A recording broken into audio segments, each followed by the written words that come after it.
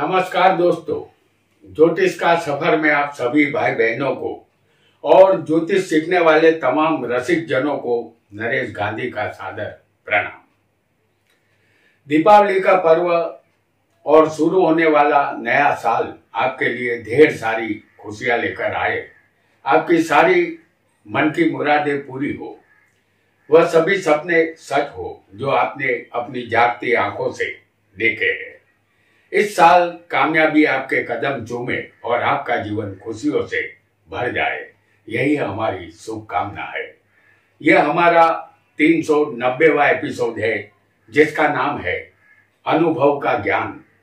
दोस्तों, हर एक ज्योतिषी यह बात जानता है कि दुनिया का तमाम ज्ञान गुरु के पास है और यह कहा भी जाता है कि गुरु के बिना ज्ञान नहीं मिलता।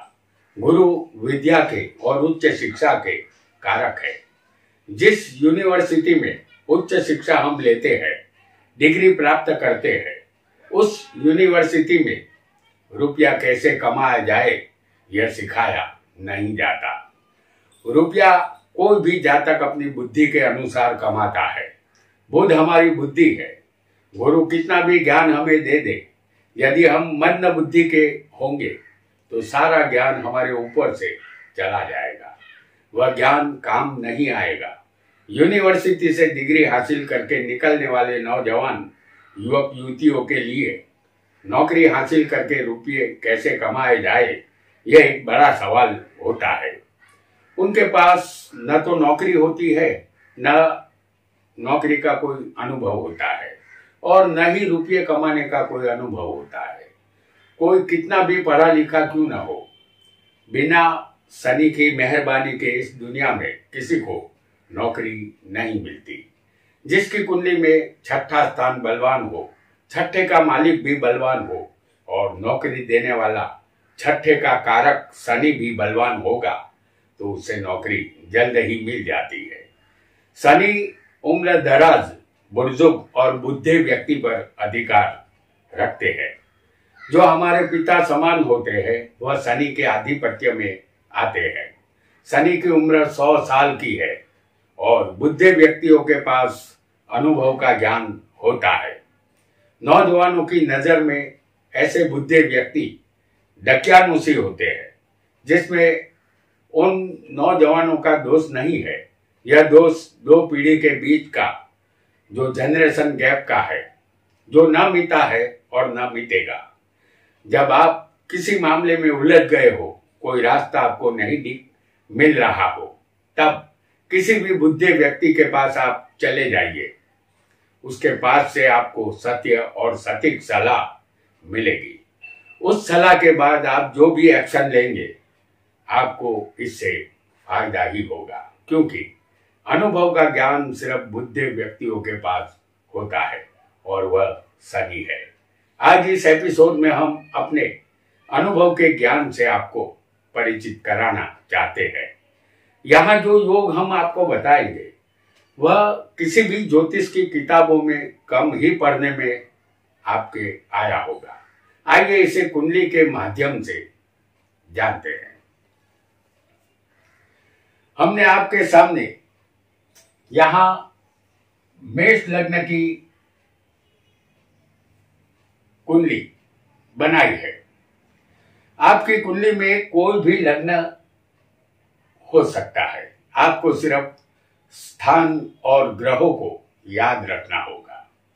आपकी कुंडली में किसी भी स्थान में यदि सूर्य उच्च का या स्वग्रही बलवान होगा, जैसे हमारी उदाहरण कुंडली में मेष लग्न की है, इस कुंडली में सूर्य लग्न में उच्च का होगा, क्योंकि मेष राशि में सूर्य उच्च का बनता है और सिंह राशि में सूर्य स्वग्रही बनता है। तो सिंह राशि में यह सूर्य यहाँ स्वग्रही बलवान होगा तो आपके सिर पर ताज नहीं रहेगा, क्योंकि सूर्य राजा है और बिना ताज के राजा शोभायमान नहीं होता। यहाँ आप समझ ही गए होंगे कि हम किस ताज की बात कर रहे हैं। जी हाँ, हम वही ताज की बात कर रहे हैं जो हमें कुदरत ने पहनाया है, यानी सुंदर घनेरे रेशमी काले बाल। जब कुंडली में सूर्य उच्च का या स्वग्रही होगा तो माथे पर बालों का ताज नहीं रहेगा, आपके बाल झड़ जाएंगे और उम्र से पहले ही टाल पड़ जाएगी। इसका एक कारण यह भी है कि पहला स्थान हमारी खोपड़ी है। सूर्य इस स्थान के कारक भी है और सूर्य अग्नि तत्व के ग्रह है, इस वजह से बाल उतर जाते हैं। ऐसा योग आपकी सुंदरता को खत्म कर देता है। आइए एक और योग को भी यहां हम समझेंगे।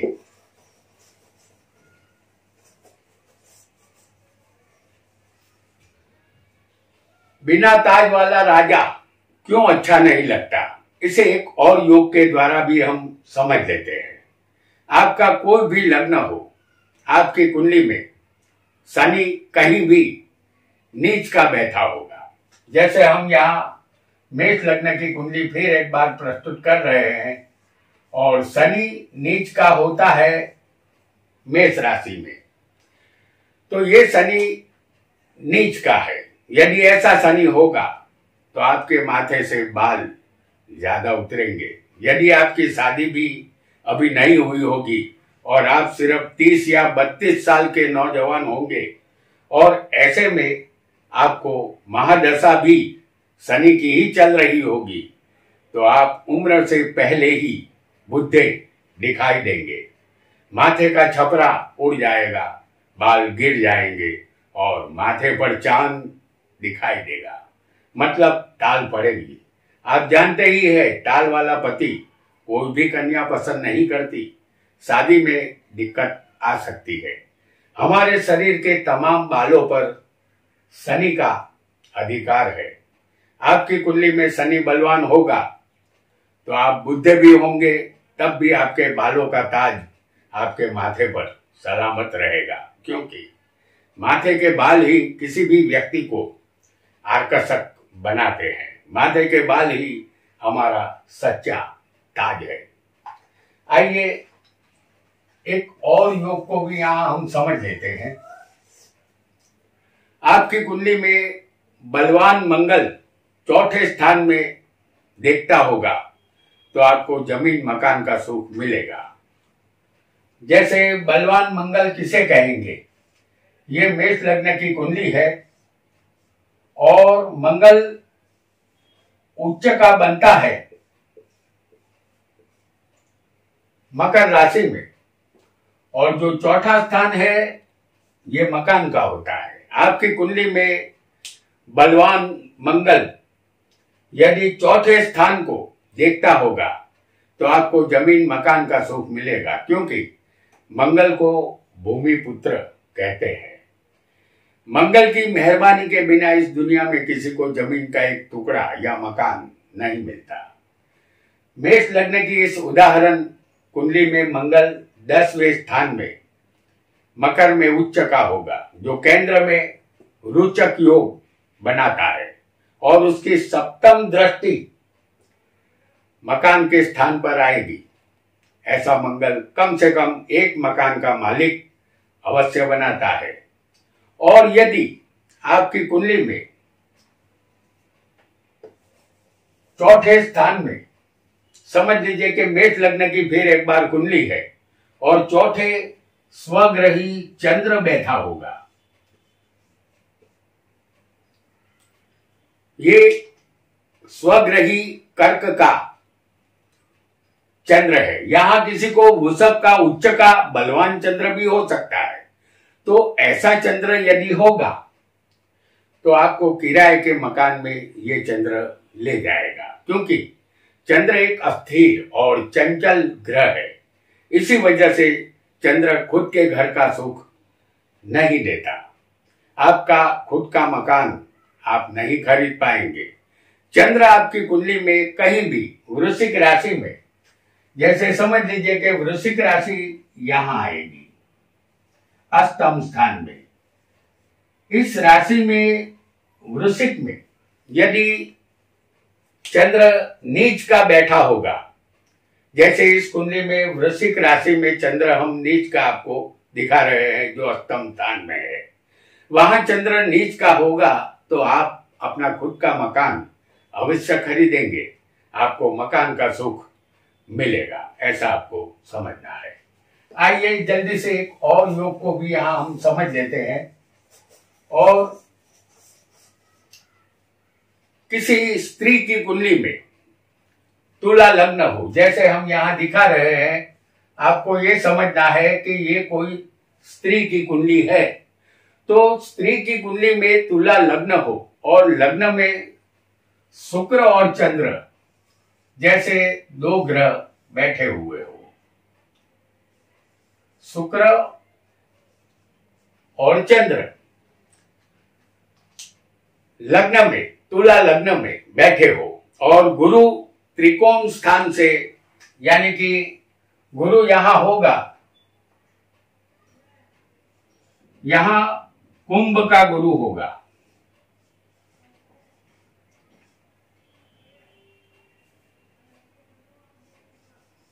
और यहां 9वें स्थान में भी गुरु मिथुन का होगा।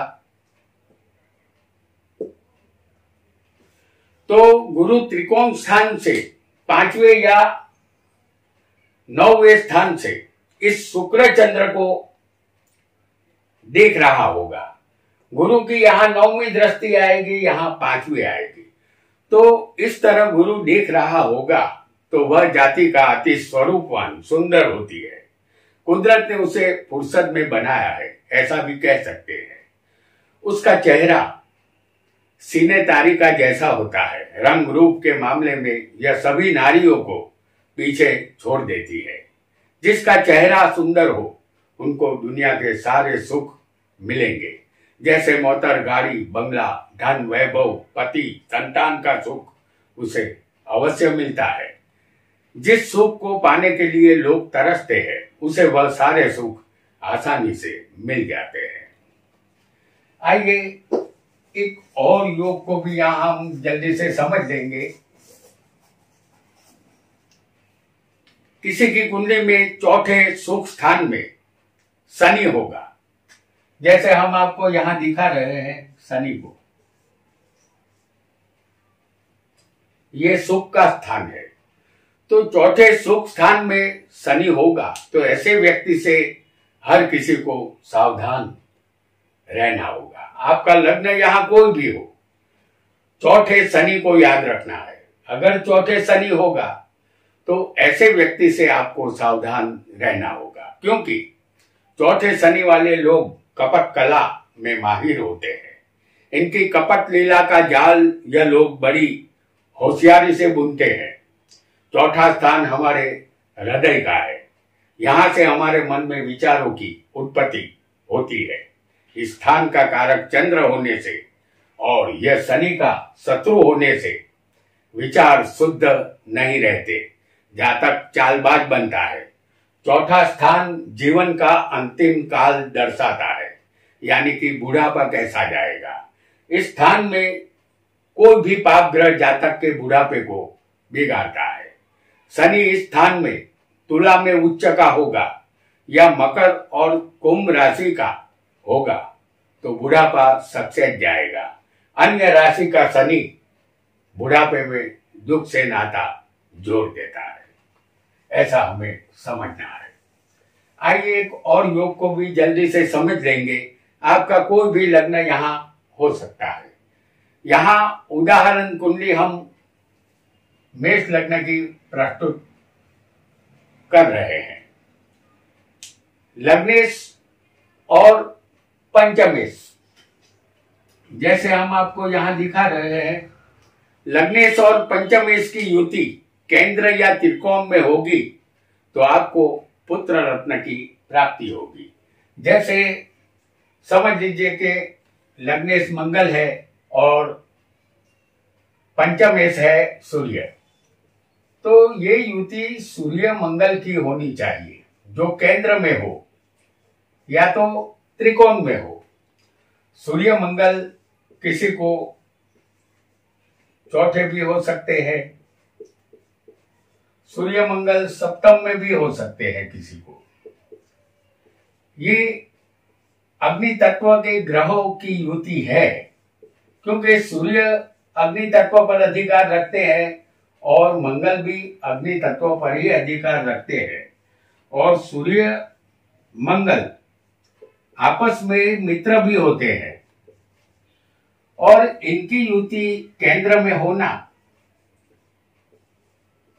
तो ये दोनों अग्नि तत्व के ग्रह होने से कुंडली में हमने आपको बताई है मेष लग्न की ये कुंडली, लग्नेश और पंचमेश की युति अगर केंद्र या त्रिकोण में हो, पहला चौथा सातवां दसवां इसे केंद्र कहते हैं और पांचवा नौवां इसे त्रिकोण कहते हैं, तो आपको पुत्र रत्न की प्राप्ति अवश्य होगी, क्योंकि लग्नेश आपका शरीर है और पंचमेश संतान के मालिक को कहते हैं। ऐसी युति संतान का सुख अवश्य देती है, जातक का वंश यहाँ आगे बढ़ता है और संतान भी कुटुंब का नाम रोशन करती है। संतान का संपूर्ण सुख जातक को मिलता है।